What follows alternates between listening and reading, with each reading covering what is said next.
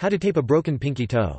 Broken toes are a common injury, especially to the pinky, smallest fifth toe, which is more vulnerable to getting stubbed and crushed. 1. Although fractures to the big toe often need a cast or splint to heal properly, dealing with a broken pinky toe often involves a taping technique called buddy taping, which can be done at home. However, if the broken pinky toe is really crooked, flattened, or if a bone has pierced the skin, then emergency medical help is required. Taping a broken toe.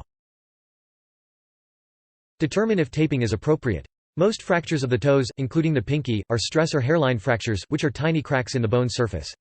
See your doctor for an X-ray of your foot if the pain doesn't get significantly better within a few days.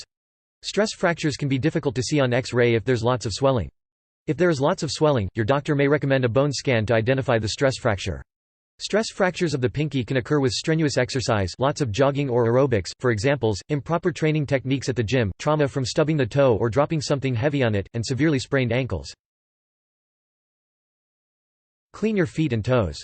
Anytime you're dealing with a body injury by using some sort of supportive tape, it's best to clean the area first.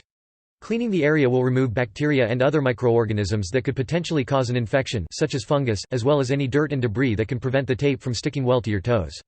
If you really want to sanitize your toes, feet and remove most of the natural oils, use an alcohol-based sanitizing gel or lotion. Make sure to completely dry your toes and the spaces in between before any using gauze or tape. Put some gauze or felt between your toes. Once you've identified that your pinky toe is broken, but not too severely, then the first step of buddy taping is to put some gauze, felt or piece of cotton between your little toe and the toe next to it, called the fourth toe. Use enough sterile gauze, felt or cotton balls between your fourth and fifth toes so that it doesn't easily fall out before securing it with tape. If your skin is sensitive to medical tape, maybe it gets irritated and itchy from the adhesive, then wrap the gauze completely around your fourth and fifth toes and cover as much of the skin as possible before using tape. Tape your pinky and fourth toes together. After you've placed some sterile gauze, felt or cotton between your toes, loosely tape the fourth and fifth toes together with some medical or surgical tape made for applying to the body. This is the buddy tape method, as you're essentially using your fourth toe as a splint to support, stabilize and protect your broken pinky toe. Wrapping the tape too tight will cut off circulation and turn the ends of your toes a purplish-blue color. Your toes will also feel numb or tingly if you've wrapped the tape too tight. Reduced circulation to your toes also slows down the healing process, so make sure to buddy tape the toes together firmly, but loose enough that blood flows normally.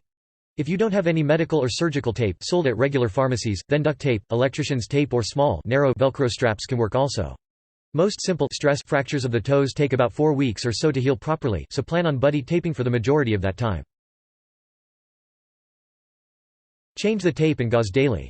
Buddy taping toes together to give support and promote healing is an ongoing process, not just a one-time procedure. If you shower or bathe every day, then you should re-tape your toes on a daily basis because wet gauze or felt is less effective at preventing blisters and the water starts to dissolve the adhesive glue on the tape. If you bathe every other day, then you can wait an additional day to re-tape your toes unless your feet get wet from some other reason, such as getting caught in a rainstorm or flood. Using water-resistant medical, surgical tape may reduce the frequent need to re-tape, but any time the gauze, cotton between your toes gets wet or even damp, you should redo it. Remember not to use too much tape even if it's loosely applied because you may not be able to fit your foot into your shoes properly. Too much tape also triggers overheating and sweating.